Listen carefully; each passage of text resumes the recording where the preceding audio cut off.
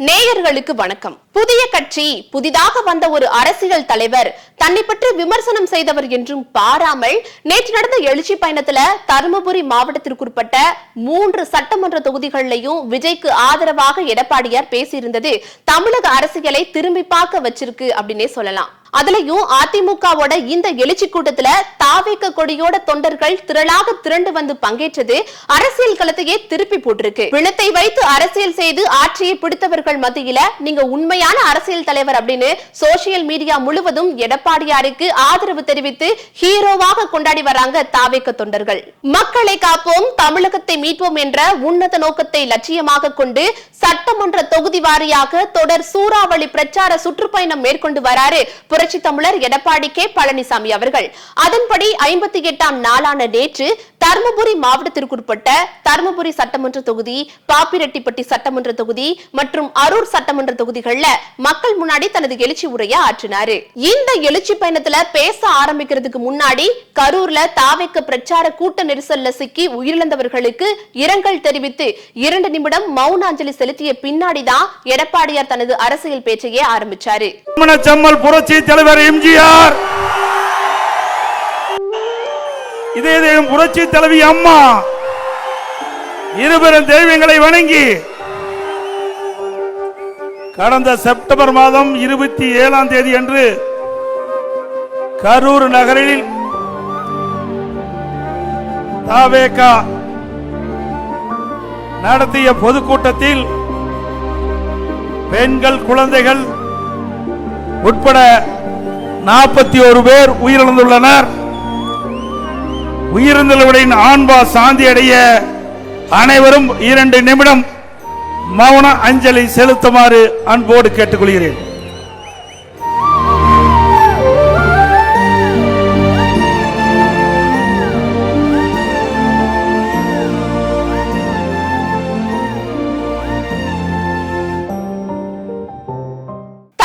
மாவட்டத்துல கடந்த ஞாயிற்றுக்கிழமை அன்று எழுச்சி பயணம் நடத்தப்படுவதா அறிவிக்கப்பட்டிருந்துச்சு. அதுக்கப்புறமா இந்த பயணம் ஒத்திவைக்கப்பட்டு இப்போ நடைபெறுவதற்கான காரணம் எல்லாருக்குமே தெரியும். கரூர்ல 41 பேர் உயிரிழந்ததற்கு யார் காரணம்? முறையான பாதுகாப்பு கொடுத்திருந்தா இப்படி ஒரு அசம்பாவிதம் நடந்திருக்காது.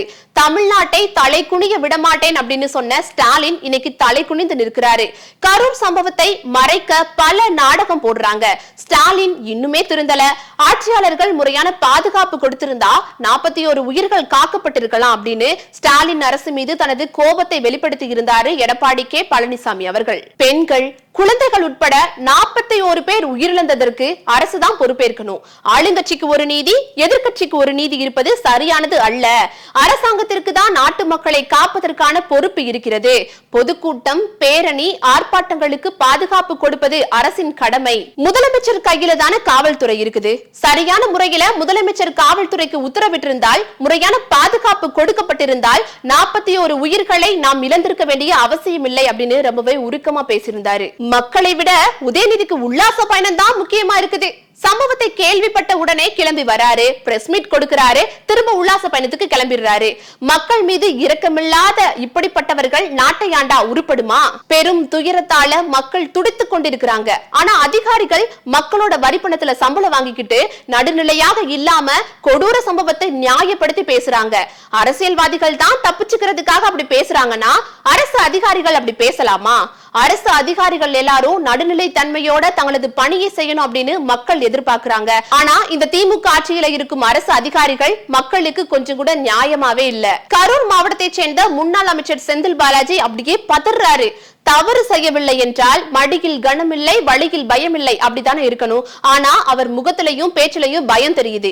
முன்னாள் அமைச்சர்களும் அரசு அதிகாரிகளும் மாறி மாறி உண்மையை மறைத்து பேசுறாங்க. 2026 சட்டமன்ற தேர்தலில் இதற்கெல்லாம் பொதுமக்கள் தகுந்த பதிலடி கொடுப்பாங்க. பணத்தை கொடுத்து மக்களை விலைக்கு வாங்கிடலாம் அப்படின்னு செந்தில் பாலாஜி நினைச்சிட்டு இருக்காரு. ஒரு முறை மக்கள் ஏமாந்துட்டாங்க, இனியும் ஏமாற மாட்டாங்க. உங்களோட போலி கொலுசு, போலி வாக்குறுதிகள் இனியும் எடுபடாது அப்படின்னு பேசியிருந்தாரு. கூட்டணி கட்சிகள் திமுகவுக்கு ஜால்ரா தட்டுறாங்க. திருமாவளவன் மனசாட்சி இல்லாம பேசி வராரு. 41 உயிர்கள் பலியானதை பற்றி கவலைப்படாம ஆட்சியாளர்களுக்கு தூபம் போட்டு வராரு. திருச்சியில விடுதலை சிறுத்தைகள் கட்சியோட மாநில மாநாடு நடக்கும்போது திமுகவால அலைக்கழிக்கப்பட்டதை அன்னைக்கு திருமாவளவன் வெளிப்படுத்தியிருந்தாரு. ஆனா இன்னைக்கு அதையெல்லாம் மறந்துட்டாரா அப்படின்னு தொடர்ந்து திமுக ஆட்சியின் அவலங்களை மக்கள் முன் எடுத்து பேசியிருந்தாரு எடப்பாடியார். எழுச்சி பயணம் நடந்த கரூர் பஸ் நிலையம் பக்கத்துல இருக்க ரவுண்டானா பகுதியில அனுமதி கேட்டதற்கு திமுக அரசு தரல. ஆனா அவங்க மட்டும் அதே இடத்துல பிரச்சார கூட்டங்கள் நடத்தினாங்க. ஆட்சி கையில இருக்குது அப்படின்னு இப்படி ஆட்டம் போடாதீங்க, இதுக்கு மக்கள் பதிலடி கொடுப்பாங்க அப்படின்னு ரொம்பவே உருக்கமா பேசியிருந்தாரு எடப்பாடி கே பழனிசாமி அவர்கள். எடப்பாடி பழனிசாமியோட நேற்றைய சுற்றுப்பயணத்துல ஆம்புலன்ஸ் ஒரு ஓரமா நிற்கப்பட்டிருந்துச்சு. 5 அடிக்கு ஒரு போலீஸ். இது குறித்து பேசிய எடப்பாடியார், இதுவரைக்கும் தனது எழுச்சி பயணத்தின் போது பாதுகாப்புக்கு வந்ததா ஒரு காவலர்களை கூட நான் பார்த்ததே இல்ல. ஆனா இன்னைக்கு இவ்ளோ காவலர்கள் பாதுகாப்பு வழங்குறாங்க. இந்த பாதுகாப்பை மற்ற கட்சிகளுக்கு வழங்கி இருந்தா 41 உயிர்கள் நேரம் போயிருக்காது அப்படின்னு பேசியிருந்தாரு. கூட்டம் முடிந்தவுடன் ஜாக்கிரதையாக வீடு போய் சேருங்க அப்படின்னும், பொதுமக்களை பாதுகாப்பாக அழைத்து சென்று அவர்கள் வீடு திரும்பினார்களா என்பதை உறுதி செய்யுங்கள் அப்படின்னும் அதிமுக நிர்வாகிகளிடமும் தொண்டர்களிடமும் அன்பாக வேண்டி கேட்டுக்கொண்டு தனது எழுச்சி உரையை முடிச்சாரு புரட்சி தமிழர் எடப்பாடி கே பழனிசாமி அவர்கள்.